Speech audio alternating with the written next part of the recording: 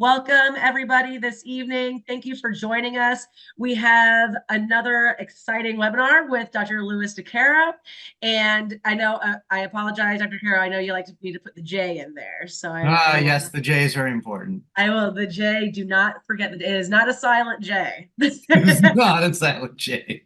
We have to make sure it is there. So hopefully you've been with us before when we've had Dr. DeCaro with us. If you haven't, welcome to your first time, and you are in for a treat. So if you have, you already know how wonderful he is, but if you haven't, Dr. DeCaro is, I would say, maybe but I'll say one of the leading pediatric podiatrists probably in the world. And maybe, France is going to find out next week. He's going to the Olympics next week. So, or no, 4 days, you said. 4 days. 4 days. Is it going to be hard to not try to touch everyone's feet? All the athletes. Yeah. You're gonna have to I think restrain. the hardest part is when you go through TSA because everyone takes their shoes off, and so it's like a gate exam. So I'm waiting for my luggage to get screened through I'm looking at people, I'm like, oh boy, like should have got to you as a kid, or like if a kid goes through, I Exactly. I'm see. always paranoid of people like you because I'm like, who's looking at my feet? I'm just foot Anyway, we typing. digress. Yes, exactly.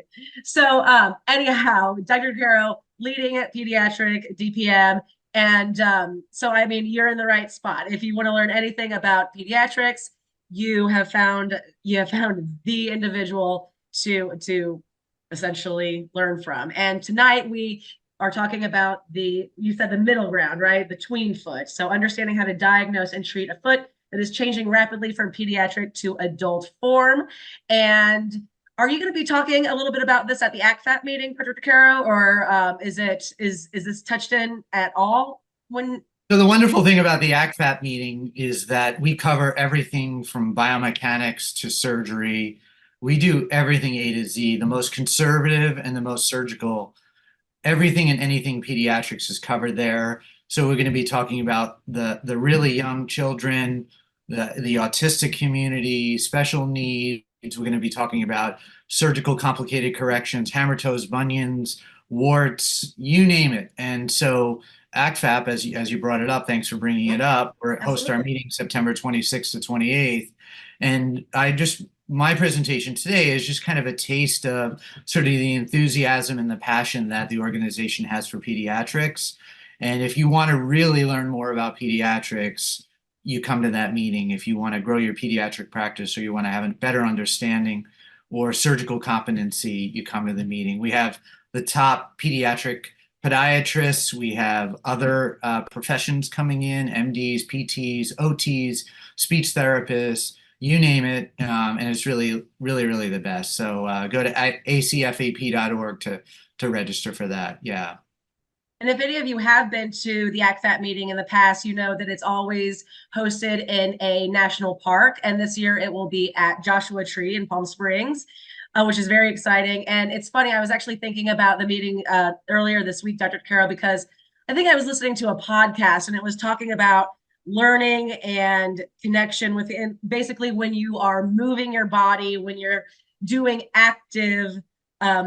just active activities, to be redundant, how much that elevates just a learning process. And so I thought about that and how unique that aspect of your meeting is, that when you are hiking and moving and being among your peers and individuals that you respect and want to learn from, how much more exciting and I guess fulfilling that is.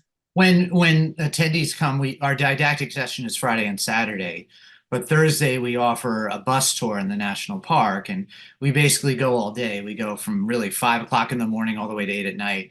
And it's an opportunity to really be sort of kind of trapped, if you will, on a bus and walking around and hiking in national park with some of the top people in the country and in the world dealing with pediatrics. And so, like, if you want to learn a specific procedure on equinus lengthening or something like that, well, you link up with that person and you hike with them for a half hour and you learn that. I mean, last year I was hiking with someone and I was picking their brain about what they do. And so the camaraderie is amazing.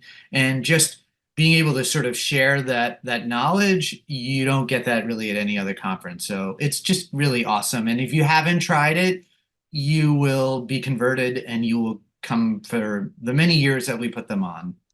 Well, being trapped in a bus in the desert and being converted. I'm getting That's nervous. it. Oh, this is starting to sound I like a mean, cult. I might just show up and videotape. You won't know I'm there. I'm just gonna There see you go. hands. Well, I did have you'll one have a quick lot of question. pediatric knowledge on that videotape. So Perfect.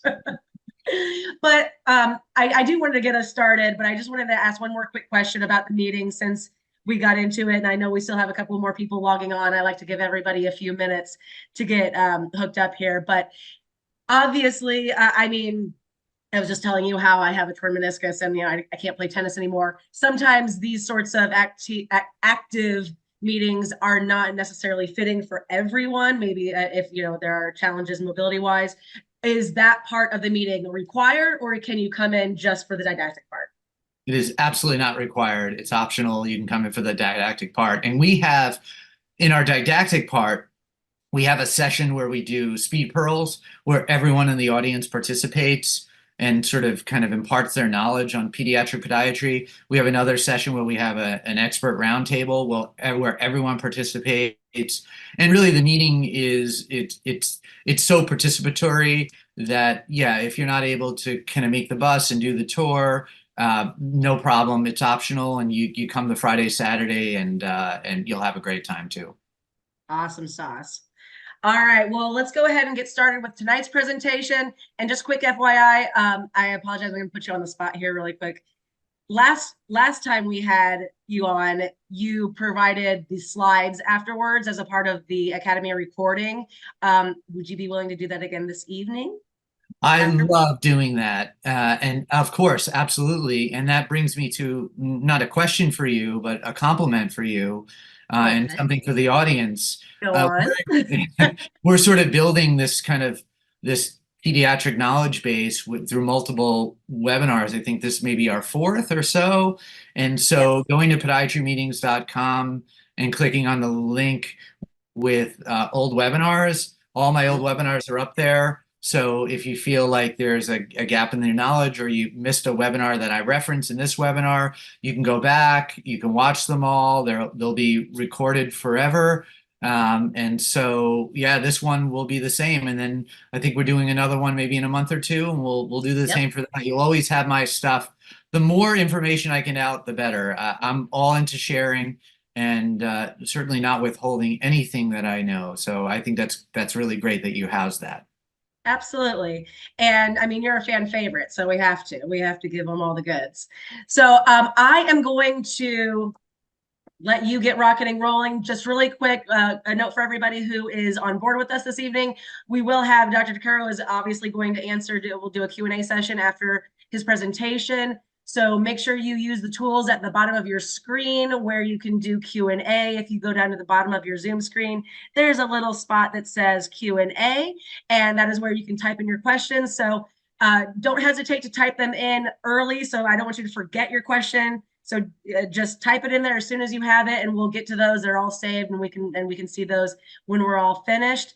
And yeah, I'm excited to see what we've got in store tonight. So give it a whirl, and Let's you do can it. share your screen, right? Yes. Yeah, let's do that Perfect. here. We'll go to our PowerPoint and here we go. All right. So the tweens, we're going to start. Everyone can see my screen. I hope. Okay, Sarah, that's working out well for everyone. That is Okay. correct. I can All see it. right, great. So there you go. There are the tweens right there. It's that transition from the little cute kids to the disgruntled, almost teenagers. And those are some two common faces of the tweens. Once again, I'm Louis J. DeCaro, yep, and I practice in Massachusetts. I'm currently the president of the American College of Foot and Ankle Pediatrics, and I want to thank Ann and Sarah for putting this on. And any questions that anyone has, you can either ask me at the end, or you can always email me at drlewisjames@gmail.com. So thanks again for having me on. I normally don't do this, but I'm going to have this really wordy slide up here. I want to read this because I want everyone to sort of kind of hear what my mission is. So today we want to discover the critical biomechanical changes that occur as the foot transitions from the pediatric to the tween to the adult. Pre-adolescents, also referred to as these tween years, are basically 8 or 9 to 12 years old, and it's a huge shift in all aspects of the body, physical, cognitive, emotional, social, and the foot is no different. It's going through huge shifts, and we as podiatrists need to know exactly what those shifts are and how to look at them. Our diagnoses, such as growing pains and overactivities, are not only so common, but they're absolutely false. They're diagnoses made by practitioners who don't understand the biomechanics that goes into these unfortunate orthopedic diagnoses that can be avoided and treated. Tween should never have to live with conditions such as, and I see this all the time in my practice, plantar fasciitis, posterior tib tendonitis, shin splints, severs, Osgood-Schlatter's, knee pain, hip pain, back pain, but they commonly do, and they're very rarely sent to podiatry. And this is what I pound the table saying. They need to get to podiatry, and we need to know what we're looking at so that we can help a child. I really feel like you can look at a child standing and walking, and you can help them out so much by just understanding their biomechanics. I have kids come in all the time. They're crying themselves to bed at night, often for multiple years with leg pain, needing their legs rubbed and experiencing pain. And this is unacceptable, especially when it requires simply the correct orthotic device. So we want to understand the connection between the foot and these common orthopedic conditions that kids should eliminate and should not have. You've seen this slide 1,000 times if you've seen any of my presentations, but I show it every single time because this is the cornerstone of everything that I do. It's all about genetics. We inherit our eye color, our you name it. We inherit our foot structure. And so who gave you those feet and who did you give those feet to? If you want to grow your pediatric practice, the absolute best way to grow your practice is evaluating your current patients and asking them who gave you those feet, and more importantly, who did you give those feet to? And having their children and grandchildren come in and get screened, attending these webinars, attending ACFAP, understanding the pediatric foot, preventing so many problems, both in the teenage years, earlier and later on in life. You can make a world of a difference in a child's life. You can just get them in your office. It's all about the biomechanics. You don't outgrow stuff. You either compensate for it or you eventually pay the price for it. You do not outgrow in-toeing. You do not outgrow toe walking. You do not outgrow growing pains. You do not outgrow Sever's quote unquote disease. You either compensate for it or you eventually somehow pay the price for it. Or I'll throw a third one in. No, that's good. Compensate or pay the price. It's never too early to think about the biomechanics. You just think about all the motion that your foot does, all the pronation and the torque and the motion that it does. And you just simply think about a growing person with a foundation that's unstable and moving. And that is a recipe for so many common orthopedic ailments that commonly are not sent to podiatry, but should be. And so when you see a patient, you need to educate them about the biomechanics, you need to educate them about the genetics, and you need to really set that as the base. Every single patient that sees me understands where their foot is in the biomechanical maturity, and what that means then, what that means later, and what we're going to do about it. There are no good feet. Feet were not made for what we do. There's always a problem somewhere, and it's genetic. So understand our biomechanics, understand that feet were not made for what we do. Feet have not evolved well, and so they're always causing some sort of orthopedic problem. And it's our job to identify it early in life and either rectify the problem and or prevent the problem. So you can see my graphic up top. We're going to recap a little bit. Real quick, we know we've talked about the 1 to 4 year olds and their flexible flat foot. We know they typically don't come in with this flexible flat foot having pain. They usually have either poor endurance, gross motor delay, clumsy, they fall a lot. There's something that's just slower about how they move. And so this flexible flat foot, we've talked about it before. I have you all hopefully using the DeCaro rating scale when you're looking at them. You're looking at how flat it is. Is there a family history, and does the foot impair the child at all? We know that flexible flat foot is very prevalent. It causes all these issues. You can go to either podiatrymeetings.com or decaropodiatry.com and see all the webinars I've done on early intervention and children under the age of 4. And to recap once again, under the age of 4, we want to control the heel with an orthotic. The heel is what we're controlling. Once again, to recap, the 5 to 9-year-olds, now we coined this as a developmental flat foot. Joe D'Amico coined this term, and it just basically means that that flat foot is definitely not going anywhere, and flat is never normal. Flat will always cause a problem, and now it's time to really act. And the good news about the 5 to 9-year-olds, like the 1 to 4-year-olds, is that you once again just need to control the heel. So in general, up until about the age of 8 or 9, our Little Steps orthotic, and I want to thank Little Steps and Nalero 24 for sponsoring this webinar. This is the go-to. Pretty much anyone under 8 or 9 who has a flexible flat foot, who has any of these coordination, pain, foot alignment, balance issues, posture issues, strength issues, you need to be putting them in Little Steps. It's as simple as that. This orthotic, which I helped create, has revolutionized how I practice. It brings an over-the-counter device in a custom form to a patient directly at the visit. You're able to provide a patient with something that works really well, has the deepest heel cup in the industry, is functional, and is like really a miracle worker. It really is amazing. I would say just today alone, we dispensed, I think, probably 6 pairs of Little Steps. When in the past, before we created Little Steps, we probably would have had to make a custom orthotic, or not probably would have made a custom orthotic, which are much more expensive, which take time to make.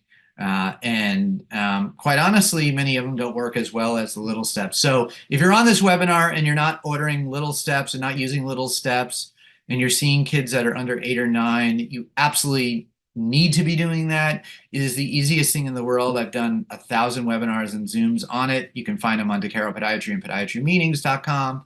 And write this email address down, bertp@nolaro24.com. Email Bert, and he's our Little Steps expert, and he'll get you set up with a fit kit or a kit just to get these in the office so you can start dispensing them. They are by far the best orthotic for that. This is a kid under the age of 8, so we're not tween yet. This is once again a recap. This is that flexible flat foot. Here's that foot. This is nothing normal at all, but it's something that happens all the time. This is a kid who runs slower, has poor endurance, and even can have some pain in his legs, some early growing pain. We put them in a Little Steps orthotic, and that just changes his world. So a lot of this is recap. You can look at the old webinars, but I wanted to just kind of review before the tween. This is really what we're using. I mean, I'm rarely using a custom orthotic these days, unless it's some sort of sensory processing disorder or some sort of SMO brace that I need to put a child in, or an AFO. The Little Steps really have changed the game. So now at around 8 or 9 years old, as we become a tween, ironically, coincidentally, however you want to say it, we're transitioning to this adult form.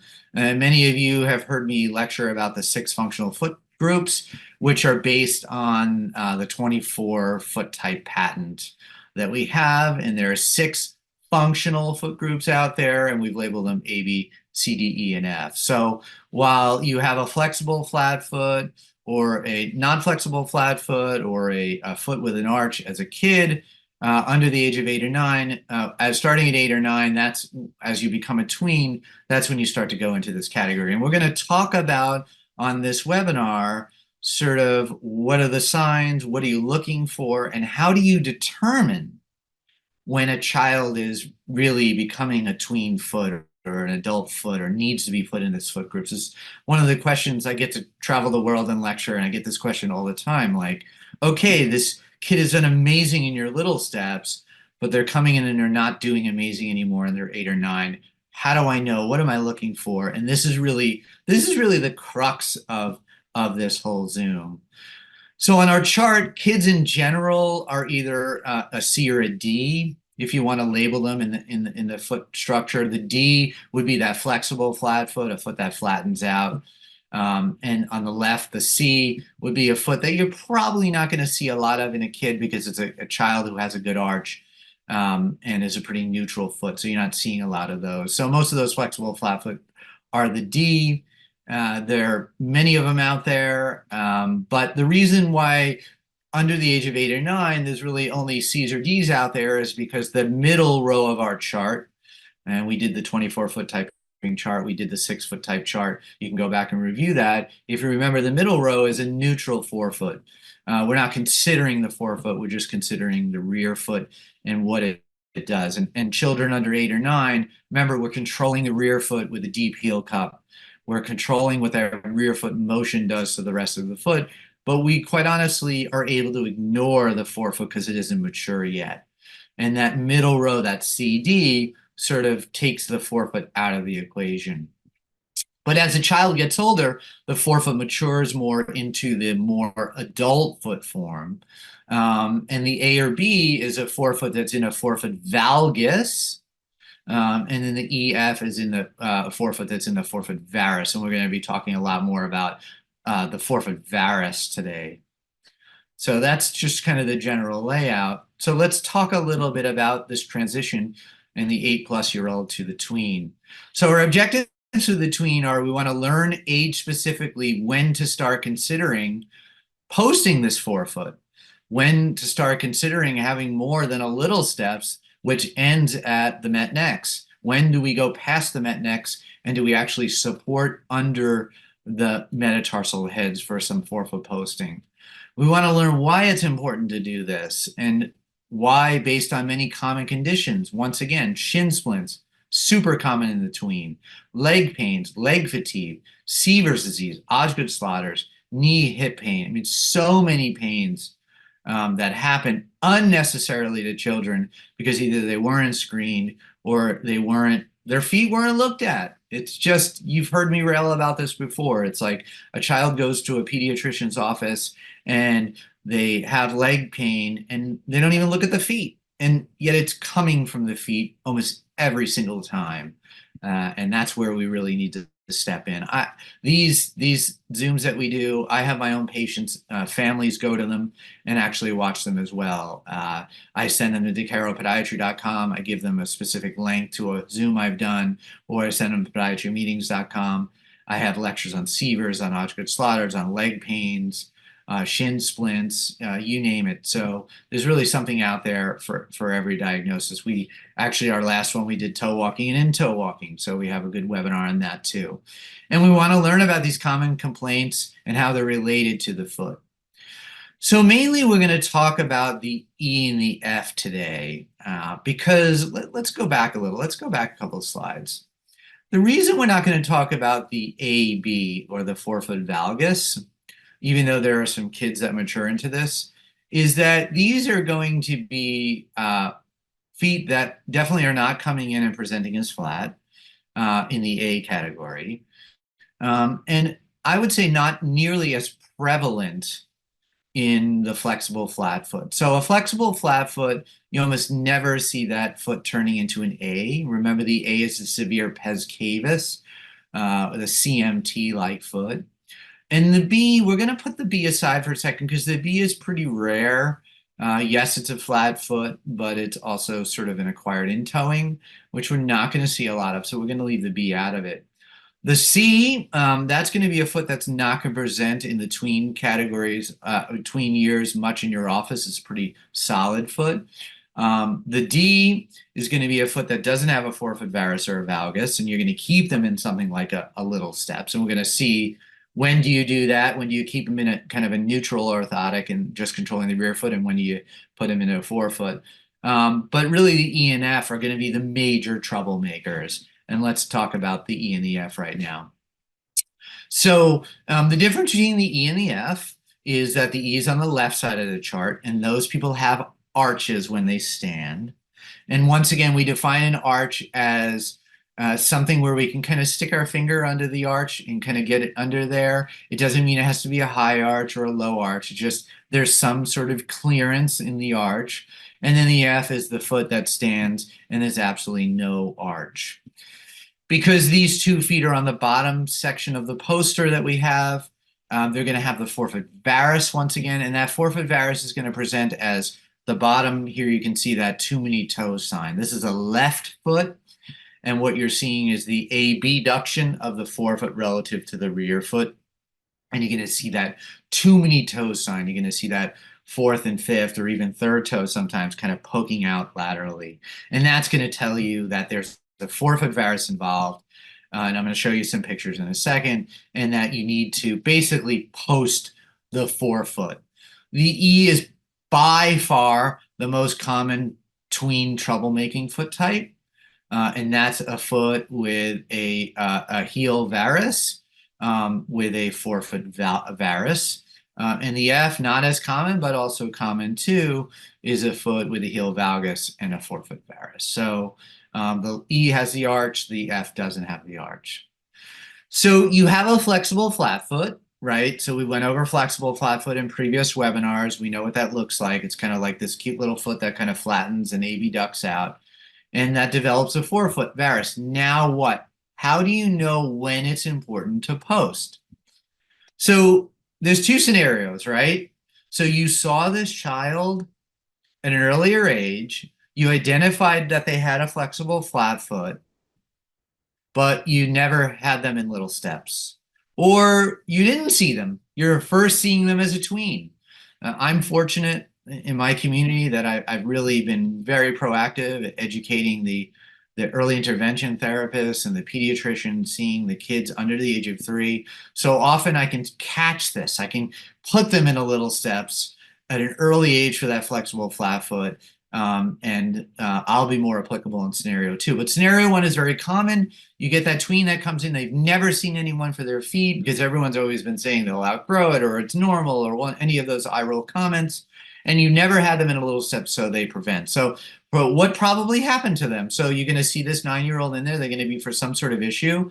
They may have had gross motor delay. They may have had growing pains. They may have had severs or Osgood Slaughters. They may have been too active already, meaning the pediatrician blamed their pain on overactivity.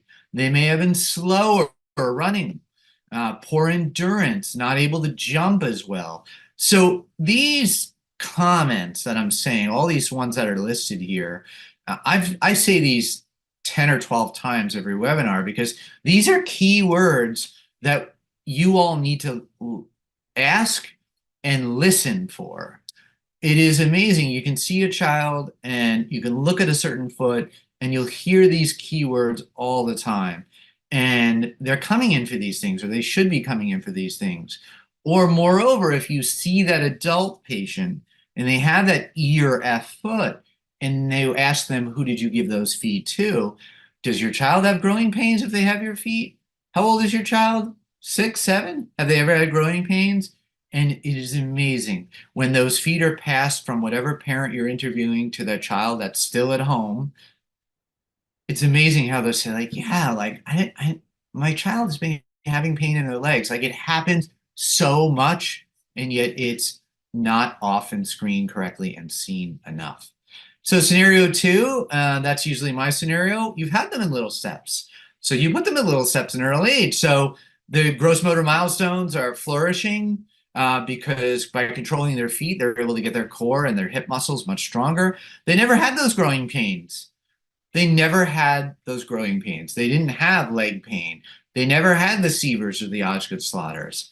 They've never been too active, right? They're able to run as much as they want. They've never been slower running. They've always kept up with their peers. I have this wonderful double negative here because I had to keep the consistent nevers, but they were able to jump well.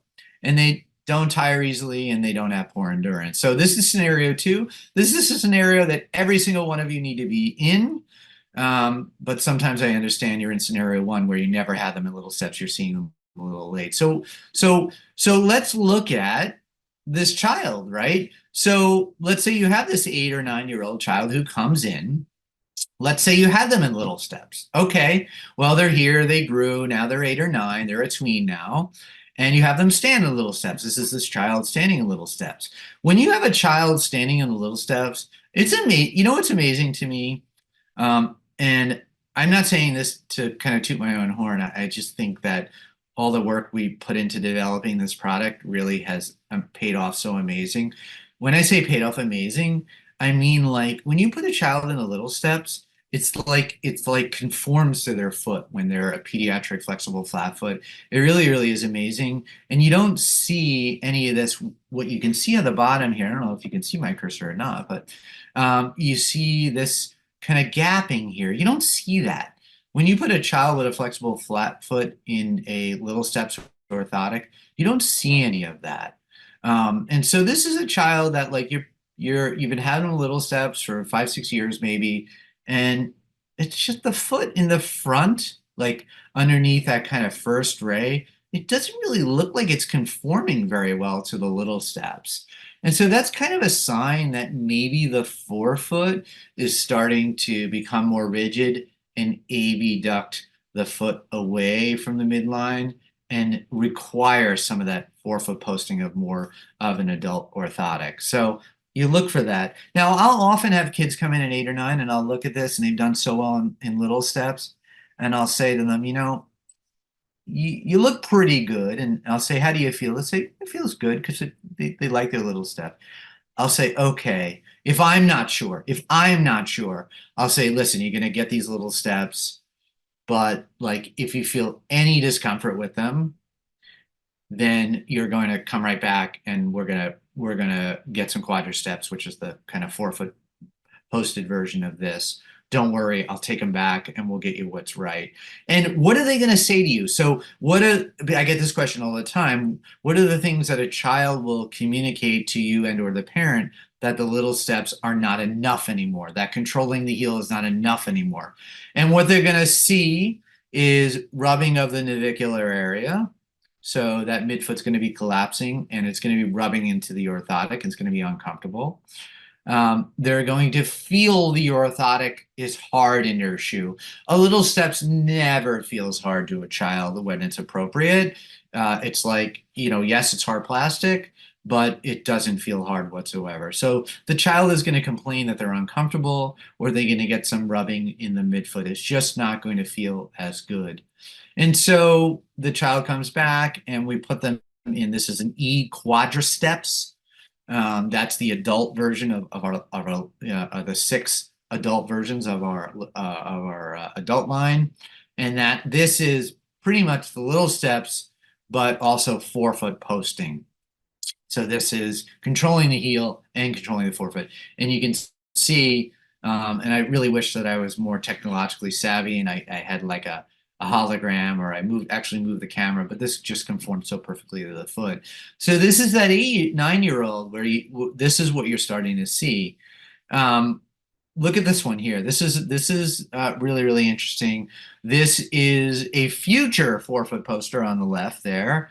And one thing, the reason I show this slide is that if any of you have heard any of my lectures, I talk about that sort of forefoot abduction. I talk about that lateral creasing of the foot, and that's a sign of a forefoot varus.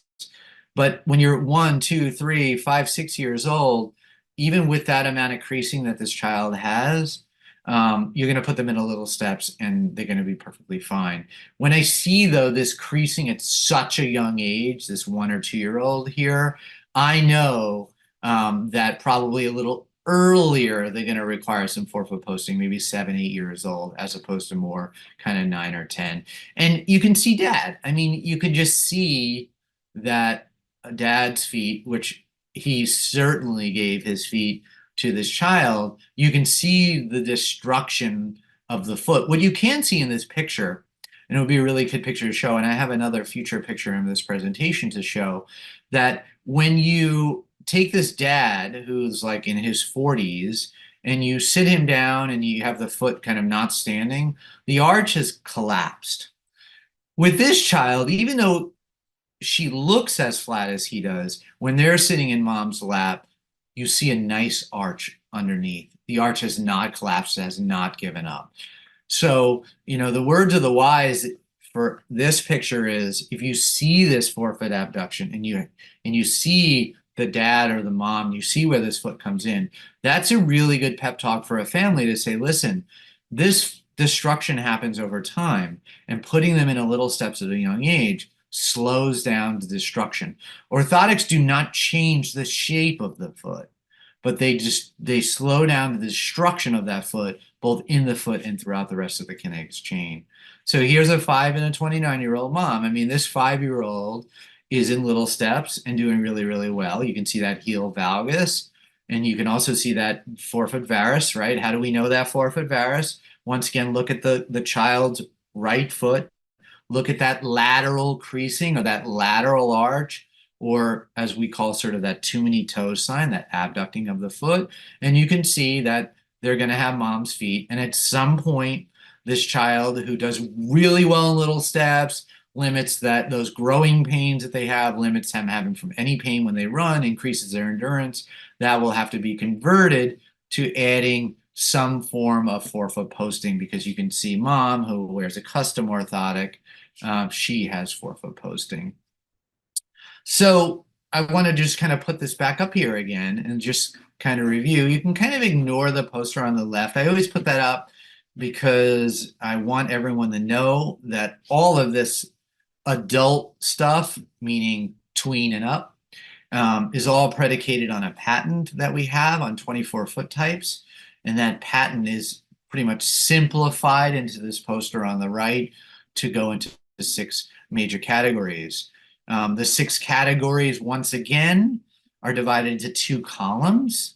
The columns represent the heel position. The column on the left is a rear foot varus, and the column on the right is a rear foot valgus. A rear foot varus on the left is an arched foot, and the rear foot valgus on the right is a flat foot. The poster is once again further delineated into rows. The middle row is a neutral forefoot. We went over that. That's a forefoot that is not playing any role in how the rest of the mechanics of the foot moves. The top row is that forefoot valgus, and then that bottom row is that forefoot varus. This is all patented.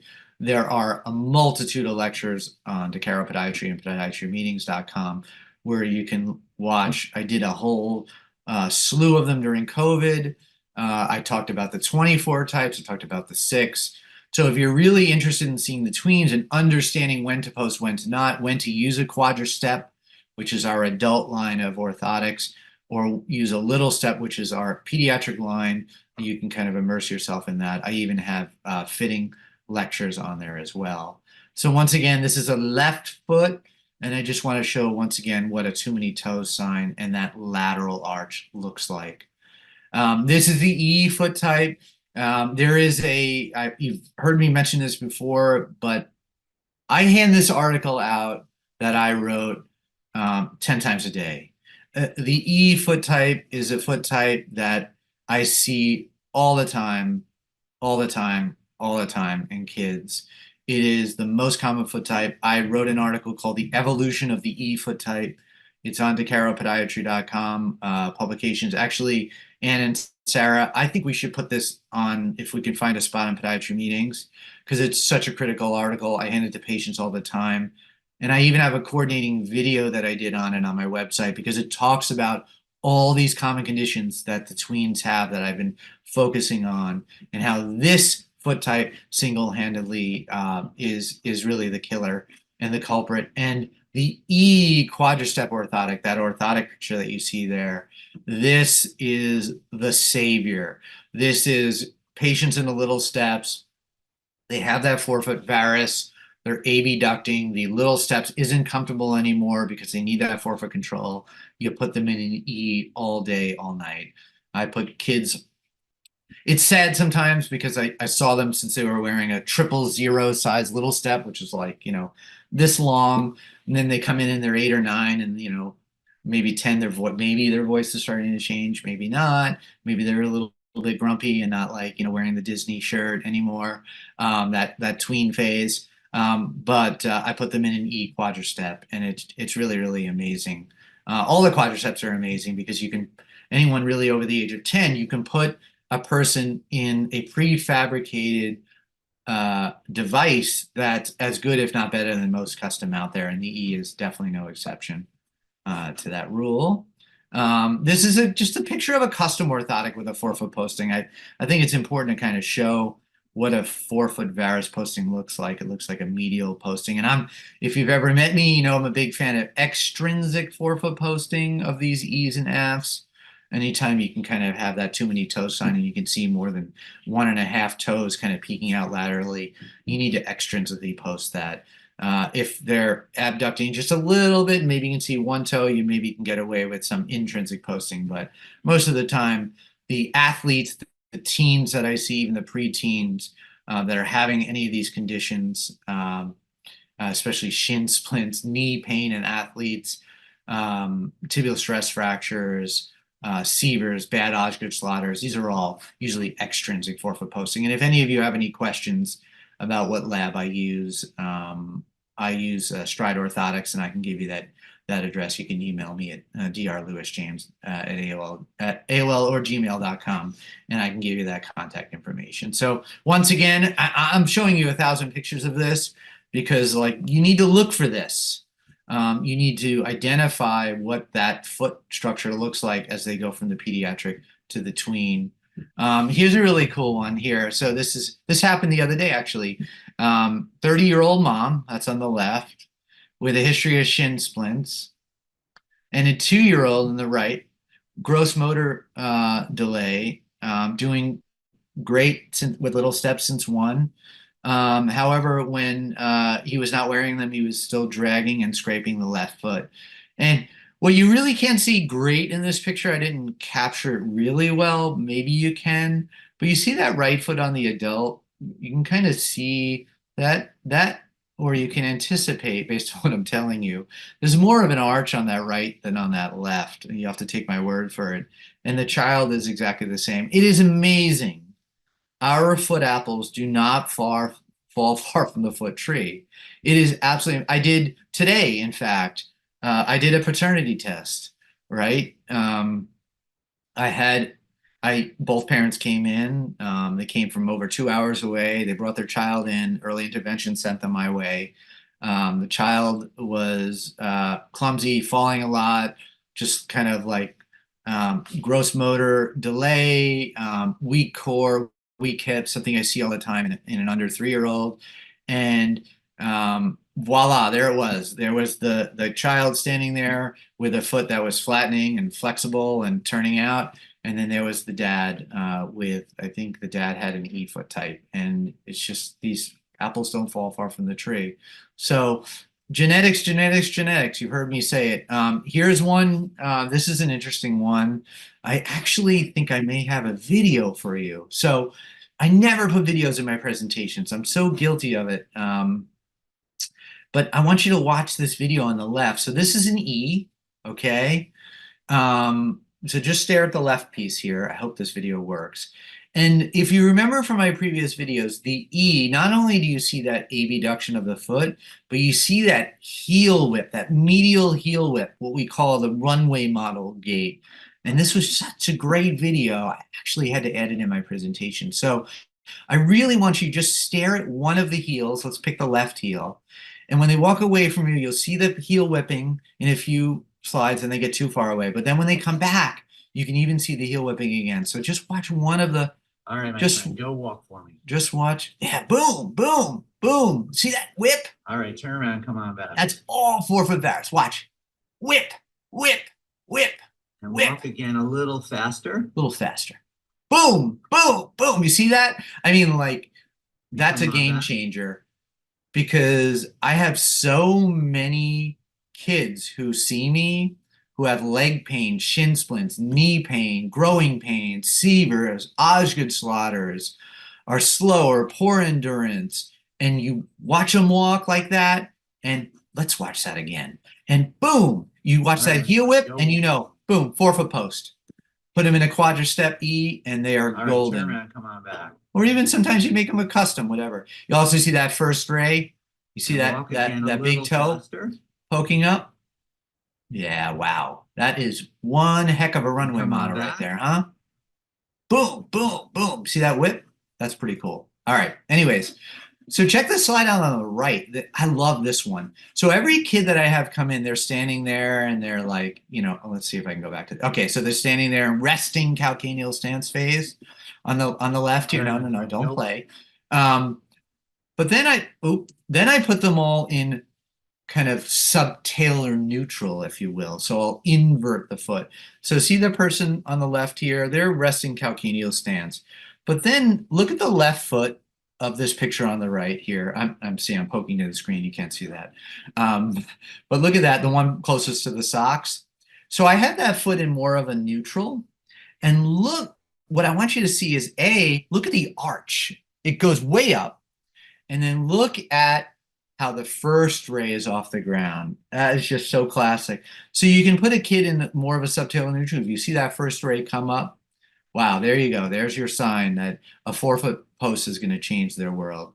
Here's an 8-year-old, 2 years of growing pains. I mean, this is ridiculous. I mean, look, standing flat, resting calcaneal. You can see that right foot. You can see that flattening. Look, boom. I put him in more of a subtalar neutral. You can see that first come off the ground. I've never shown pictures like this. I always talk about it, but look at that. Have them go into a neutral and you'll see like, oh, maybe the growing pains has to do with that 4-foot varus trying to find the ground, causing that heel pivot, that heel whip, that torque on the leg, hence the pain. It's a chain reaction. 4-foot varus has to find the ground. It twists the foot like we saw in the video. It torques the leg, and voila, there's your pain. This foot type, it finds the ground in the 4-foot, it twists the foot, it disturbs the growth plate in the heel. That's Sievers. That's it. Sievers is a torque against the growth plate of the calcaneus, period. We're doing a retrospective study on it. Every kid with Sievers has this E foot type. 4-foot post, Sievers goes away. If you've tried anything else and it has failed, it is amazing. I wish I could see every Sievers kid in this country all day, every day. Actually, I wish I could see it younger, but you get my point. I mean, there's so many of them out there. It's ridiculous. So here's that kid standing in a little steps, and he looks pretty good. He's 8. So, he's probably going to be comfortable. I'll put him in a little steps first. Maybe I'll even put the little steps a little long. So a little trick you can do with kind of a pseudo 4-foot post, if you're kind of on the fence like this one, you can see what I did here. I made the little step a little bit encroaching under the first med head. And that can give you like kind of a little pseudo 4-foot post. And that really, really works well to kind of keep them in a little step, keeping an advice that's nice and small, and it helps them out. Oh, look at this one. Holy cow. Look at this mom right here. I mean, this is like this mom on the left. I mean, this is so classic. The mom had growing pains. The mom played soccer and had shin splints. The mom got pregnant, had a child, started to run in their 30s and had knee pain. Now the mom's in her later 30s and she has hip pain. It just goes up the chain. Download my article, Evolution of the E Foot Type. Sarah and Ann, I'm going to make you put it on the website because it's killer. And there's the kid right there. Look at that. But this is the cool thing about this slide, which once again, I'm premiering, so I'm working out the kinks. Look at the kid standing on the left, right? And look how flat the foot is. So kids come in all the time like, oh, I have the flattest feet. Well, they don't say it. Their parents say it, right? But then they're sitting and look at that in dad's lap. Look at that arch. It's still there. I call this the false flexible flat foot, meaning it's not really flat, but it's flattening. And if you can just hold that heel up, because it's the heel collapsing, that heel valgus that's dragging that foot down, then you can make such a difference in these kids' lives. It is amazing. These kids come in and they have these gross motor delays at a young age. They can't get their core strong. They're sticking out their stomach. They're clumsy. They're falling all the time. They have this foot right here, this false flexible flat foot. They got it from one of their parents. This kid happened to get it from their mom. We put them in little steps and it changes their life. It's really, really amazing. Now, you don't see them at this age, but then they come in as a tween, and that's when you got to decide, like, do you put them in the little steps, or do now we post them with the quadra steps? Check this one out. So this is kind of like a little preview to the next lecture. I love this slide. So this guy, he loves his orthotics so much. This is a teenager. It's like a 14-year-old. You can't see it, but there's a 4-foot post under there. But these are 4 different orthotics. This isn't like a time frame. But look at the big toe. So how do you know when a child is outgrown his 4-foot posted orthotic? That big toe starts to dig in because it doesn't have that control anymore, right? So it's kind of like vaulting over the 4-foot post, and then it's digging into the orthotic. So that's a really good way if you don't know how to look at an outgrowth. You have the child come back 6 months, a year. They're 14 years old. They're still growing. They show you this is their orthotic. Okay, time to recast. Time to get them a new quadristep. Move that 4-foot post more distally, and you won't get that first digit in.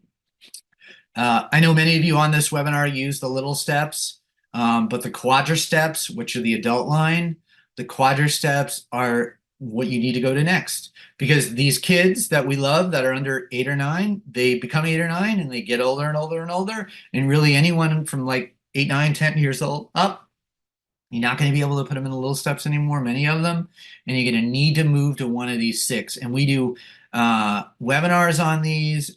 There's webinars on my website, decaropodiatry.com. We're going to start doing a series where I'm going to do 2 feet at a time with podiatry meetings. I think that's what we're going to start next time.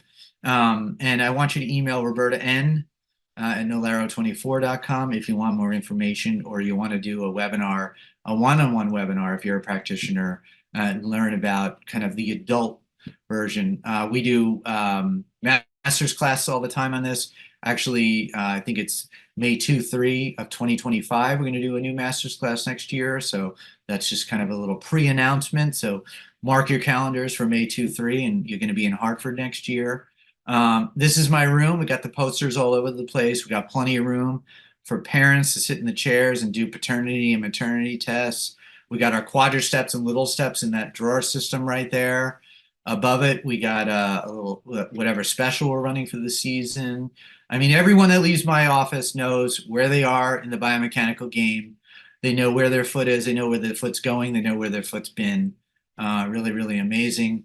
Go to my website, decaropodiatry.com. You can see up top, you can learn how to foot type. You can go to patient education, which has a ton of articles.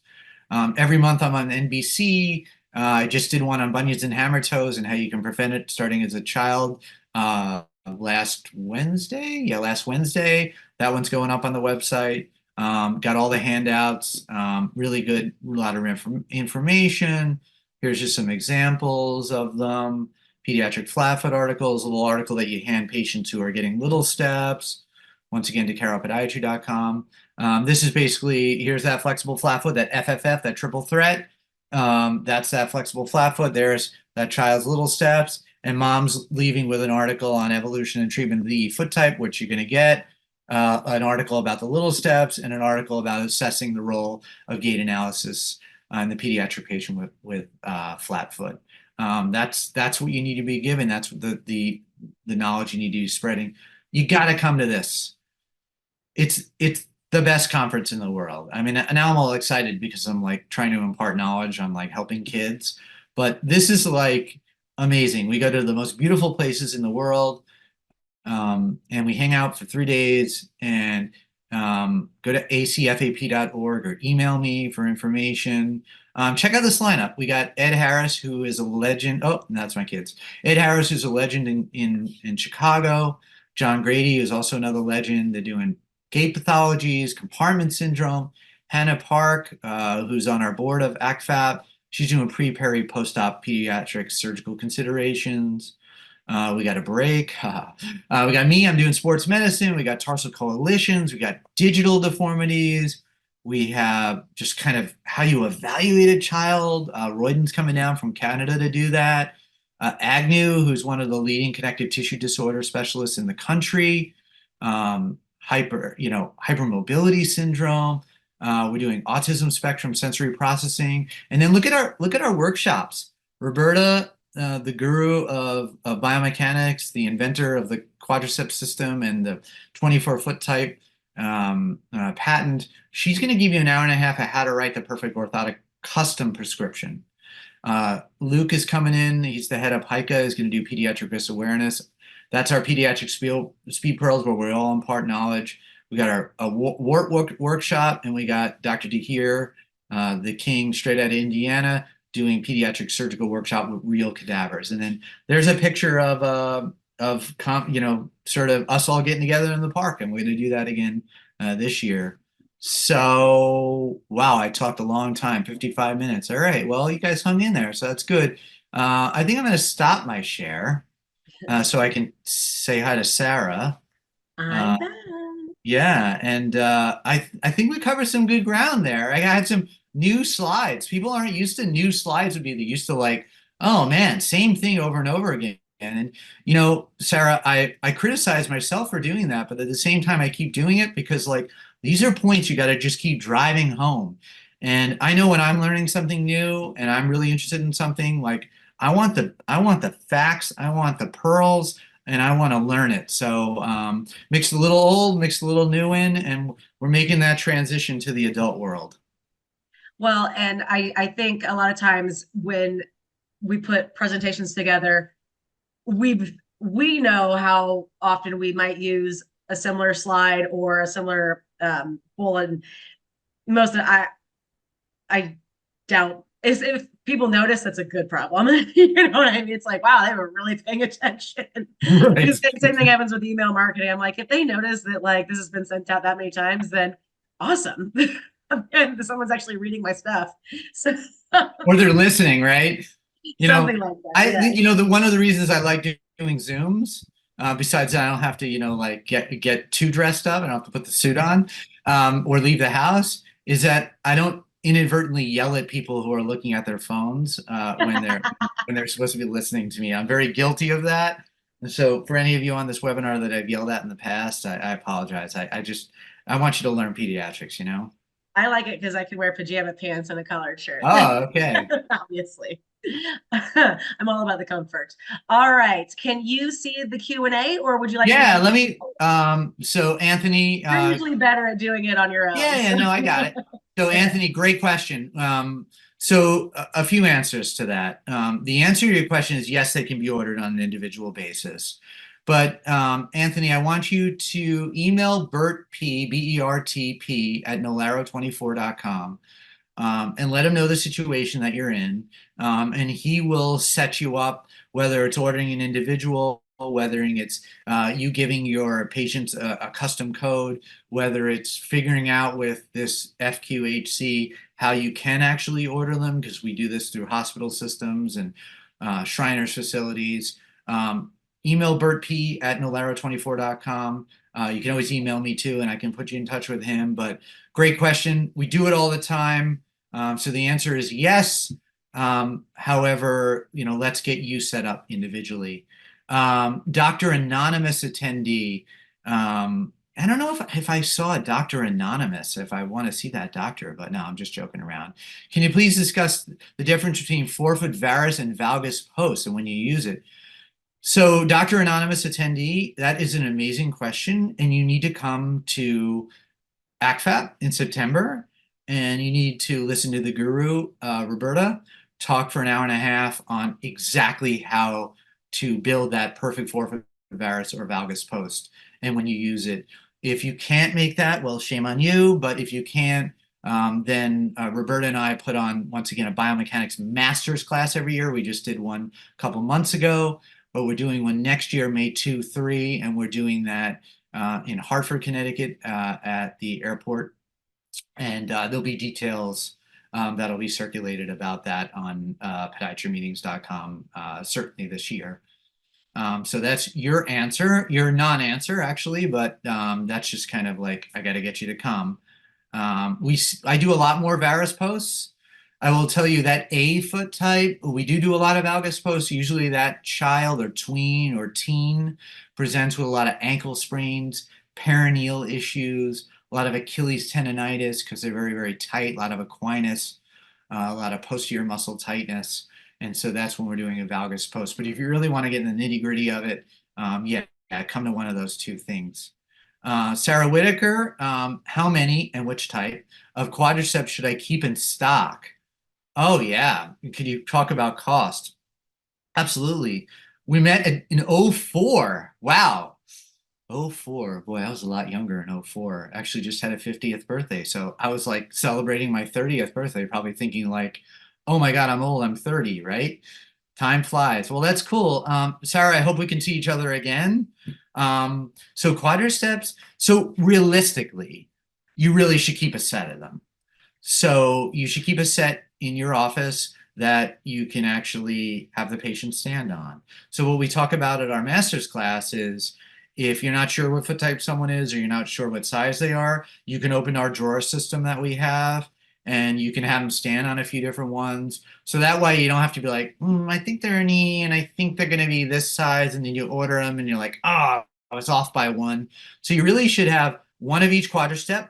They come in 5 sizes each, and there are 6 times, so there are 30 of them. That little drawer set that I showed in my treatment room, we keep them in there with the little steps. They cost somewhere. I'll leave the cost kind of off this because I have a lot of kind of people watching this webinar, but they're really well priced.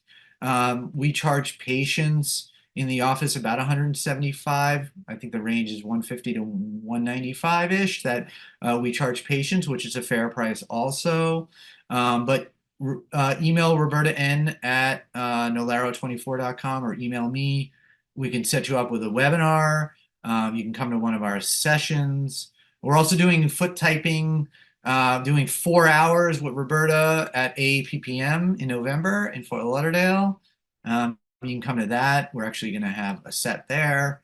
So just come find me somewhere around the country and we'll do it, or we can do a live webinar. But that's a great question. Do you post the forefoot to the sulcus? Oh, I thought your name was Fridge, but it's FTDRG. Yeah, we taper to the sulcus.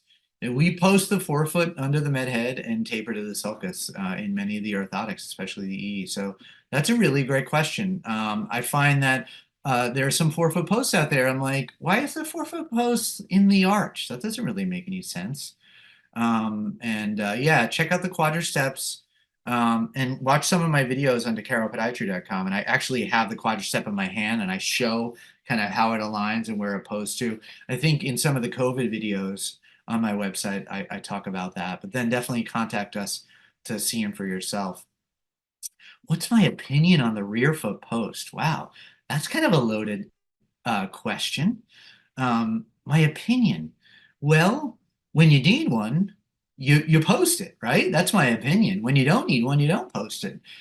In a child, certainly under the age of 8, it's important to kind of bring the ground up or post the rear foot. Mostly we're posting the rear foot just to get that heel out of valgus.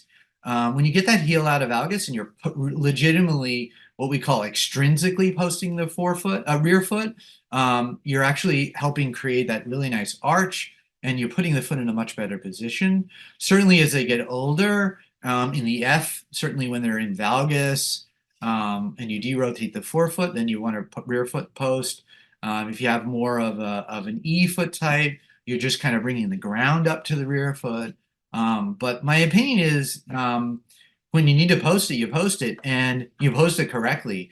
And I'll give you one little other piece of opinion. You build a deep heel cup. If you notice in our little steps and our quadricep, the heel cup's always deep. And you know, in kids, right? It's all about the rear foot pretty much under the age of 8 or 9 before the tween. And I see these orthotics out there and they don't have a heel cup. So like they have this posting in the rear foot, but there's no heel cup. The heel is just going to evert right out of that. So my opinion on rear foot post, now that I'm like talking this out, is that you need a deep heel cup, period. 30 millimeters in the little steps, and that's the gold standard. And if you're ordering from a custom orthotic lab, tell them DeCaro sent you, and they'll know that you want a 30 millimeter. Dr. Lee from Korea, it's wonderful to hear from you. Dr. Lee, she's a physician in South Korea. She comes to our seminars. I think you're coming this year, and I think you told me you were now in Chicago. That is really interesting. Oh, you picked up on the in-towing gate. Haha. So, oh boy, we're gonna have to go offline and talk about that. That patient, just kind of incidentally, that we showed the video on, has got a lot of weakness in her hips. And actually, I sent that patient for PT to externally rotate the hips after I put that child into orthotics. So good pickup. And we're gonna have a video. I think I talk about it a little bit in the in-towing video, Dr. Lee, so you can go back to podiatry meetings and check that out. But I talked a little bit about that in the in-towing video that I just did. That's a great question. I think I really covered that well in the last one. So watch that video, and then when you see me in Palm Springs, remind me. I'll put this video up. Maybe we'll even show it to the audience. We'll talk not only about kind of the posting of that person and look at that heel whip, but we'll talk about the prescription I wrote to physical therapy after orthotics to try to help out the hip strengthening. So great question. Dr. Grossman, thank you. This was a big one. I'm really old guy now. As my kids say, I'm now 50 and I'm an artifact. Dr. Anonymous, again, there's a lot of Dr. Anonymouses out there. Between controlling rear foot and forefoot, which one is the best way to go? So you're basically asking me, which child do I love more, right? Do I love my daughter or do I love my son more? I will not answer that question. So which one is the best way to go? It depends on what you see. If they're really young, well, the best way to go is going to be in the rear foot because you don't really want to mess with the forefoot too much. But if they're older, you got to look at the rear foot individually, see where they are on the side of the poster, and then you want to look at the forefoot individually and see what row they're on. Great question. Oh, Rob, long time no talk. I hope you're coming to Palm Springs. I miss you. I don't remember the last time we saw each other. With an adult in a rear foot valgus. Okay, so we're talking probably an F, right? It could be a B or D, but the F. If the foot ankle is flexible, yeah, sometimes a medial wedge Kirby skive is implemented. How early? That's a really great question. How early do you do it? I will go as early as 6 or 7. But usually I try to wait until about 8 because you don't want to be so aggressive with the foot, but it's really a case-by-case basis. And usually if they're young enough, I can get that rear foot valgus out of valgus by just controlling the rear foot. And then, yeah, I can have a nice skive into the arch. But you want to be careful at too young of an age. But it's kind of a case by case. And Rob, if you have a specific case you want me to look at, just email me, send me pictures and video, and I'm glad to say whether I would put that Kirby skive in there or not. Wow, great questions. Really, really great questions. Sarah, I think I read them all. Do you have any questions? Well, that's what you get. Now you've got Thanks, to Rob. well, there is a nice kind word, but so Dr. Choback. Hey, Dr. Choback. I haven't seen you for a long time. Is he on? Yeah, he's got the next question. But okay, I have to say, Dr. Choback, we are in love. This is recording. So who isn't in love with Dr. Choback? I haven't seen him for a really long time, so but there is a movie. It's called Down with Love, and it's I apologize. Everyone just has to deal with me for a second. It's got Bridget, the gal who plays Bridget Jones, and she plays this chick named something Novak, and someone's like, "Hey Novak," and every time I see Dr. Choback, I'm like, "Hey Choback." That's what I have. Oh, I gotta watch that now. I know that, but that's what's in my head. That's hilarious. I apologize for that. Anyway, you can read Dr. Choback's. Yeah, so Dr. Choback is been on the board of American College of Foot and Ankle Pediatrics for many years with me. Yeah, he's been to, I think, every single meeting. And thanks, Tracy, for those kind words. And yeah, you all got to get to Palm Springs. And it's just like, it's my passion and enthusiasm. times as many. Sarah, how many CMEs? We are doing, I think we're doing 11.5 this year. But you know, I mean, you can come for the CMEs. It's all good, right? But CMEs are quite honestly really easy to get, right, Sarah? I mean, you guys run a lot of meetings. I mean, it's not about CMEs anymore, but we have 11.5.